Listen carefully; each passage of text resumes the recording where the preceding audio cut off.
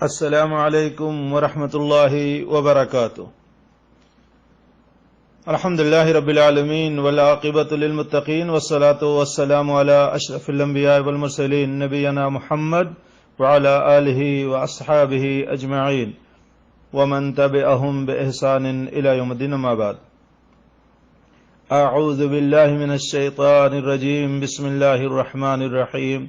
ان اللہ وملائکتہ یصلون علی النبی یا ایہا الذین آمنوا صلوا علیہ وسلموا تسلیما۔ بسم اللہ الرحمن الرحیم۔ رب اشرح لی صدری ویسر لی امری واحلل عقدۃ من لسانی یفقہوا قولی۔ سبحانک لا علم لنا الا ما علمتنا انک انت العلیم الحکیم۔ رب اعوذ بک من حمزات الشیاطین واعوذ بک من رب ان یحضرون۔ محترم سامعین کرام، موضوع ہے درود کے فضائل۔ نبی کریم صلی اللہ علیہ وسلم پر درود و سلام بھیجنا ایک مقبول ترین عمل ہے۔ درود و سلام ایک منفرد وظیفہ ہے، عظیم الشان دعا ہے۔ یہ اللہ اس کے رسول کی قربت حاصل کرنے کا بہترین ذریعہ ہے۔ اللہ رب العالمین نے آپ صلی اللہ علیہ وسلم کے درود و سلام کا اتنا اہتمام فرمایا کہ نماز، اذان اور دعاؤں میں آپ کے ذکر کو جزء لا ينفک بنا دیا۔ پیارے نبی صلی اللہ علیہ وسلم پر درود و سلام بھیجنا کار خیر کے علاوہ ایک ایسا اہم فریضہ ہے جسے اللہ رب العالمین خود انجام دیتے ہیں اور فرشتے بھی اس کام میں لگے رہتے ہیں۔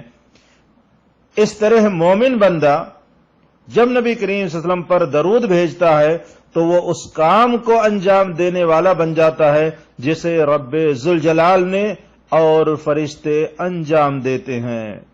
ارشاد باری تعالی ہے، ان اللہ وملائکتہ یصلون علی النبی یا ایہا الذین آمنوا صلوا علیہ وسلموا تسلیما۔ بے شک اللہ اور اس کے فرشتے نبی پر درود بھیجتے ہیں، اے ایمان والو تم بھی ان پر درود و سلام بھیجو۔ درود پڑھنے کے بے شمار فوائد ہیں، انہی میں سے چند ایک پیش خدمت ہے۔ درود شریف پڑھنے سے اللہ رب العالمین کے حکم پر عمل ہوتا ہے۔ ایک مرتبہ درود پڑھنے سے اللہ کی 10 رحمتیں نازل ہوتی ہیں، 10 نیکیاں لکھی جاتی ہیں، 10 گناہ معاف کر دیے جاتے ہیں، 10 درجات بھی بلند کر دیے جاتے ہیں۔ دعا سے پہلے درود شریف پڑھنے سے دعا کی قبولیت کا امکان زیادہ ہوتا ہے۔ اذان کے بعد کی مسنون دعا سے پہلے درود شریف پڑھا جائے تو قیامت کے روز پیارے حبیب صلی اللہ علیہ وسلم کی شفاعت نصیب ہوگی۔ درود شریف کثرت سے پڑھنے والے سے پریشانیاں ٹل جاتی ہیں۔ قیامت کے روز نبی کریم صلی اللہ علیہ وسلم کا قرب نصیب ہوگا۔ درود پڑھنے سے مجلس بابرکت ہو جاتی ہے۔ جب انسان نبی کریم صلی اللہ علیہ وسلم پر درود بھیجتا ہے تو اللہ رب العالمین فرشتوں کے سامنے اس کی تعریف کرتے ہیں۔ درود پڑھنے والے شخص کی عمر، اس کے عمل اور رزق میں برکت ہوتی ہے۔ درود کے ذریعے نبی کریم صلی اللہ علیہ وسلم سے اپنی محبت کا اظہار ہوتا ہے۔ نہ پڑھنے والا بد نصیب ہے۔ نبی کریم صلی اللہ علیہ وسلم نے فرمایا اس آدمی کی ناک خاک میں ملے۔ دوسری روایت میں الفاظ کچھ اس طرح سے ہیں کہ اللہ اسے اپنی رحمت سے دور کر دے جس کے سامنے میرا ذکر ہو اور مجھ پر درود نہ بھیجے۔ ایک جگہ اللہ کے رسول صلی اللہ علیہ وسلم نے بخل جیسی مذمت صفت سے نوازا ہے۔ پیارے حبیب صلی اللہ علیہ وسلم کا پیارا فرمان، بخیل وہ ہے جس کے پاس میرا ذکر کیا جائے اور مجھ پر درود نہ بھیجے۔ میرے بھائیوں، اسی طریقے سے صحیح الجامع کی ایک روایت بھی ملاحظہ کرتے ہیں۔ ابن عباس رضی اللہ عنہما سے روایت ہے کہ نبی کریم صلی اللہ علیہ وسلم نے ارشاد فرمایا کہ جو شخص مجھ پر درود بھیجنا بھول جائے وہ جنت کے راستے سے ہٹ جائے۔ دیکھیے صحیح الجامع للالبانی حدیث نمبر 4548۔ یہ فضائل کے تعلق سے میرے بھائیوں چند باتیں تھیں۔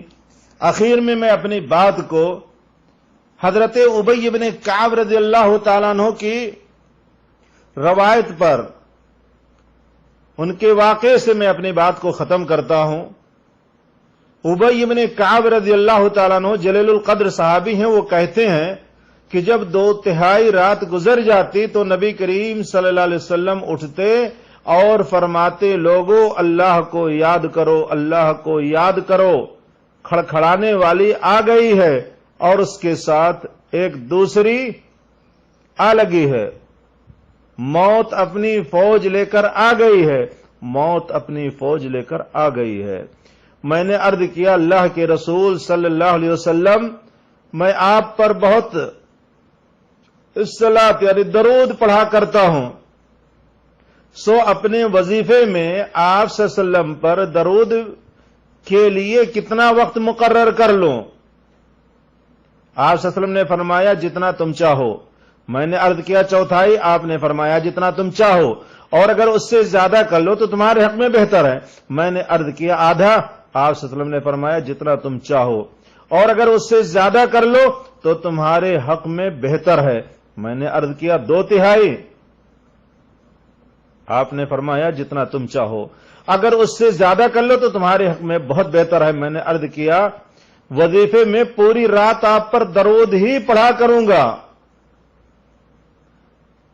آپ صلی اللہ علیہ وسلم نے فرمایا اب تو یہ درود تمہارے سارے غموں کے لیے کافی ہوگا اور اس سے تمہارے گناہ بھی بخش دیے جائیں گے۔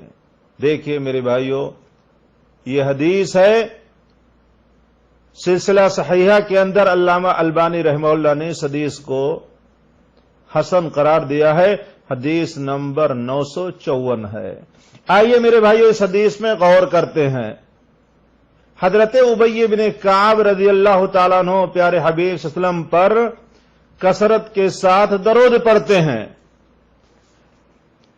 لیکن جو وظیفہ آپ کا متعین ہے اس میں آپ اللہ رب العالمین سے فریاد کرتے ہیں، سوال کرتے ہیں، دعا کرتے ہیں۔ تو ایک مرتبہ نبی کریم صلی اللہ علیہ وسلم سے سوال کیا کہ اللہ کے رسول صلی اللہ علیہ وسلم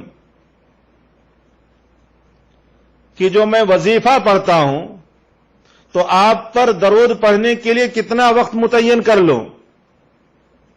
جب نبی کریم صلی اللہ علیہ وسلم نے فرمایا کہ تم جتنا چاہو پڑھو، جتنا زیادہ چاہو کر لو، تمہارے لیے بہتر ہے، تو حضرت ابی بن کعب رضی اللہ تعالیٰ عنہ نے یہ فیصلہ کر لیا کہ وظیفے میں پوری رات آپ پر صرف اور صرف درود ہی پڑھوں گا، اللہ رب العالمین سے فریاد سوال نہیں کروں گا، دعا نہیں کروں گا۔ دعا کرنے کے بجائے، فریاد کرنے کے بجائے پوری رات وظیفے کا جو ٹائم ہے پوری رات اس میں صرف اور صرف نبی کریم صلی اللہ علیہ وسلم پر درود پڑھوں گا۔ کرم نوازی میرے بھائیوں، اللہ کی رحمت دیکھیے، جب نبی کریم صلی اللہ علیہ وسلم نے دیکھا کہ انہوں نے وظیفے کا جو ان کا وقت تھا وہ پورا ٹائم، پورا وقت درود پڑھنے میں صرف کرنے کا جب انہوں نے فیصلہ کر لیا ہے، تو اللہ کے رسول صلی اللہ علیہ وسلم نے یہ خوشخبری سنائی کہ سنو، اللہ رب العالمین تمہارے سارے غموں کے لیے، ٹینشن اور پریشانی تمہاری جو کچھ بھی ہے اس کے لیے اللہ رب العالمین کافی ہو جائے گا اور تمہارے گناہ بھی بخش دے گا۔ اگر ہمارے رنج و غم ختم کر دیے جائیں، اللہ ہمارے مصیبتوں کو، پریشانیوں کو، رنج، ٹینشن، غم کو دور کر دے اور آخرت میں ہمارے گناہوں کی مغفرت کر دے، تو میرے بھائیوں اس سے بڑھ کر کے اور کون سی نعمت ہو، اس سے بڑھ کر کے اور کون سی نعمت ہے؟ دنیا ہی جنت بن گئی۔ رنج و غم، ٹینشن سے انسان بچا لیا جائے اور اس کے گناہوں کی بخشش کر دی جائے تو اس کے بعد کچھ بھی نہیں باقی بچتا ہے. اور یہ دونوں چیزیں میرے بھائیوں پیارے حبیب صلی اللہ علیہ وسلم پر درود پڑھنے میں موجود ہے. اس حدیث پر غور کریں. اس حدیث کو 24 گھنٹہ اپنے ذہن کے اندر رکھ کر کے درود کو اپنے ہونٹوں پر سجائے رکھیں. کثرت کے ساتھ پیارے حبیب صلی اللہ علیہ وسلم پر درود پڑھتے رہیں. اللہ رب العالمین سے دعا ہے کہ پروردگار ہم سب کو اس کی توفیق نصیب فرمائے. الہ ہمیں اپنے حبیب صلی اللہ علیہ وسلم سے محبت کرنے، آپ کی عزت، احترام اور آپ صلی اللہ علیہ وسلم کی اطاعت و فرما برداری کرنے کی ہم سب کو توفیق نصیب فرمائے. الہ العالمین جس طرح سے ہم سب کو اس دنیا کے اندر بھائی بھائی بنایا ہے، پروردگار مرنے کے بعد جنت الفردوس میں ہم سب کو نبی کریم صلی اللہ علیہ وسلم کی صحبت نصیب کرنے کی توفیق نصیب فرمائے. آپ کا دیدار کرنے، آپ کی پیاری باتیں سننے کی توفیق نصیب فرمائے. وآخر دعوانا ان الحمد للہ رب العالمین. سبحانک اللہم و بحمدک، اشہد ان لا الہ الا انت، استغفرک و اتوب الیک.